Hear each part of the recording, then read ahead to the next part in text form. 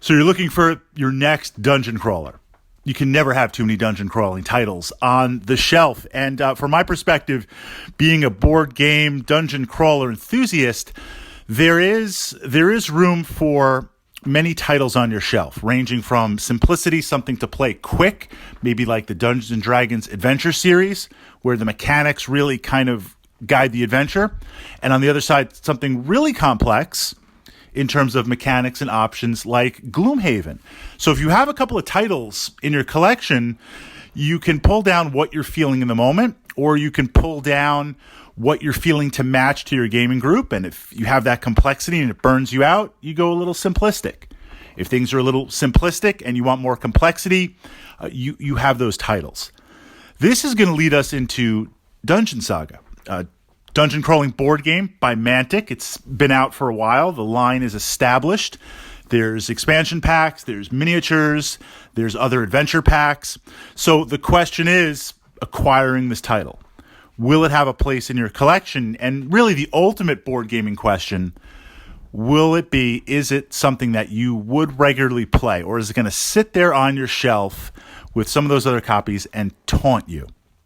So the narrative behind Dungeon Saga, the core game, and I'm not going to give away any of the spoilers of the missions and how they play, but the core game is essentially an evil necromancer has gone into a dwarven tomb, has been resurrecting various dwarven dead and undead and monsters, and is searching for a mythical book that contains a tome of power. And you have the four classic heroes, the elf archer, the barbarian, the dwarf, and the wizard, going into the dungeon to stop the machinations of this wizard. This is a one versus many type game. So in the core set, it's an overlord / necromancer commanding the minions, and you have some power cards and you have some ability cards going against the heroes.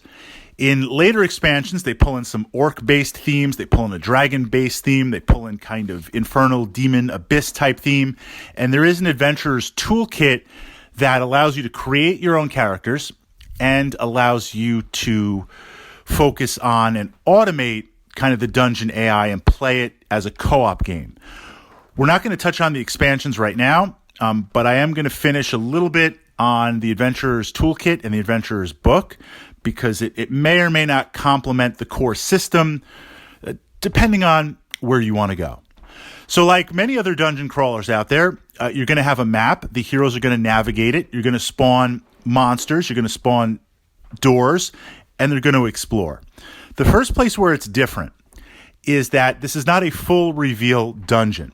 So a great example would be some dungeon crawlers like Descent 2nd Edition, which is a solid title. The Overlord lays out the dungeon ahead of time.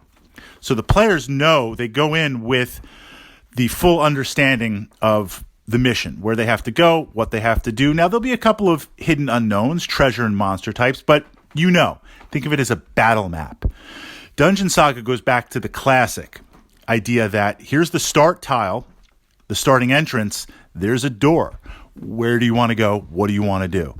So you really don't have an idea as a player just how deep the dungeon goes, or if you're moving in the right direction. And some of the dungeons in the beginning, rightly so, are kind of simplistic. They're understandable. They're easing you into the game. But the medium weight and later dungeons, they have different places to explore. They have different ways of moving through. Some open spaces, some narrow spaces, some dead ends. That element I enjoy as both the Overlord and the players. I enjoyed that unknown element. I like that idea of truly exploring.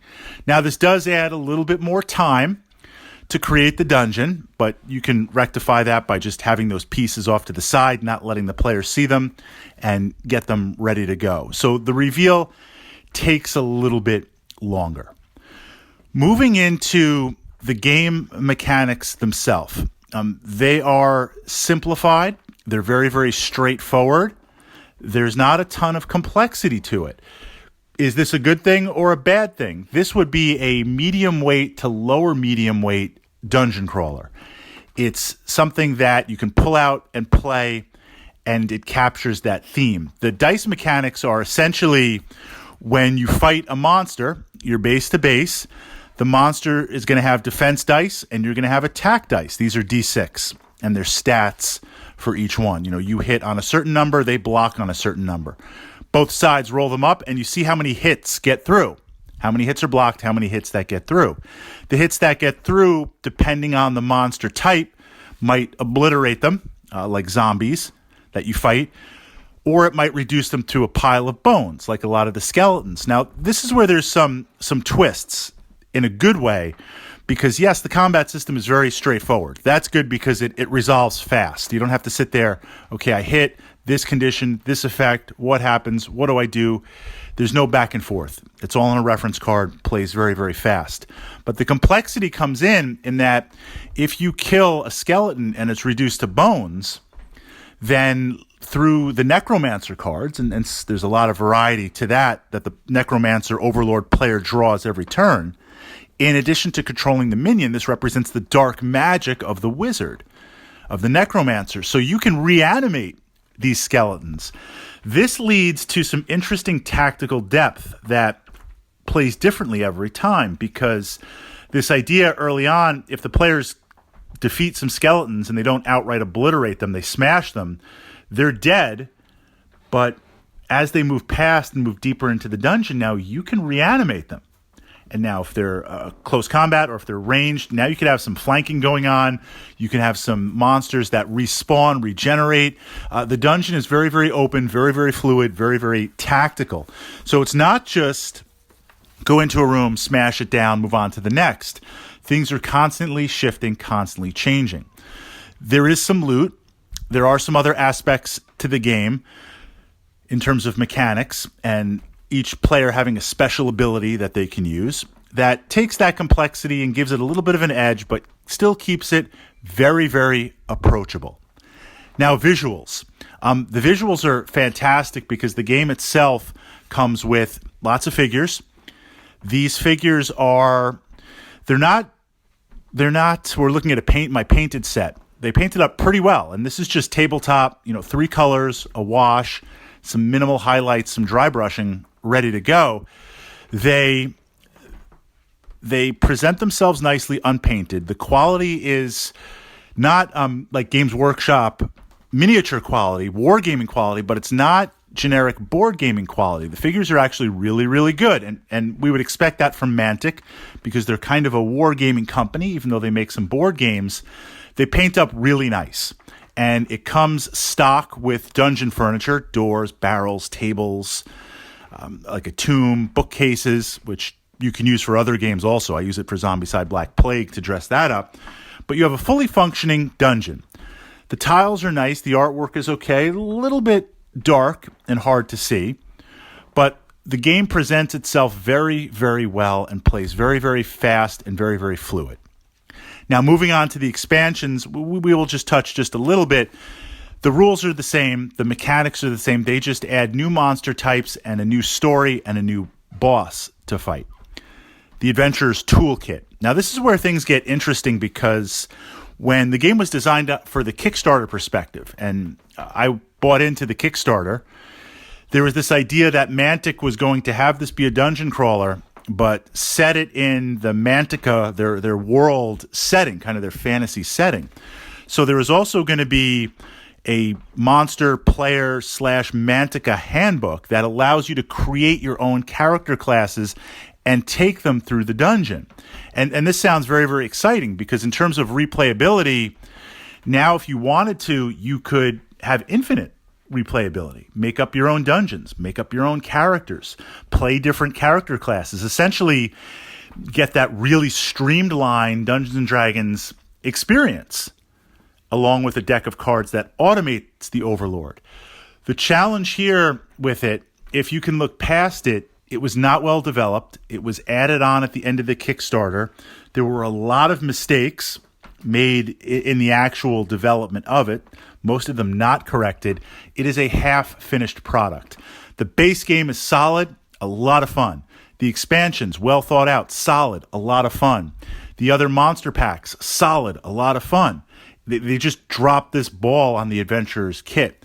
So keeping that in mind, you have to be really, really ready to homebrew and tinker with it. And the chances are, if you're willing to do that, then you don't really need it because you can probably come up with your own character classes or AI system. So in terms of the market, where does it stand? How does it play? And in my own collection, how does it play? Bookending it. Hero Quest, I'll pull that out a lot to play. Just the simplicity of it. Maybe we just want a really lightweight game, or I'm looking to introduce a young audience to it. A step above that is the Dungeons & Dragons adventure systems. My two favorite are Wrath of Ashardalon, because, well, it involves a dragon, and I'm a sucker for a dragon. I think the best in the series right now is Temple of Elemental Evil. The missions are interesting. The heroes are interesting. You've got good diversity of monsters, and you have two bosses, a dragon and a giant. So you've got that. They're a little bit more complex, but they tend to play themselves. You're just really reacting to what the game plays. And they're a co-op game. There's not a lot of tactical decisions to make, but that's okay. Then on the far end, we have dungeon crawler or adventure type games like Gloomhaven or Kingdom Death Monster, Descent First Edition. These have a lot more weight. They're a lot more commitment. They're a lot more complex. This is something that maybe you play with your gaming group and not so much casual. And then in the middle, there's Dungeon Saga. Dungeon Saga is the type of game that, again, painted up. It presents itself really well. It plays fast. I'll bring it to the club to play, the gaming club, because maybe I'm feeling like a dungeon crawler. We don't want to go so simplistic Hero Quest, but at the same time, I'm not bringing Gloomhaven. And since I don't know who's going to be sitting down to play the game, rule number one, when I bring a game to a gaming club or an event, everybody has a place at my table.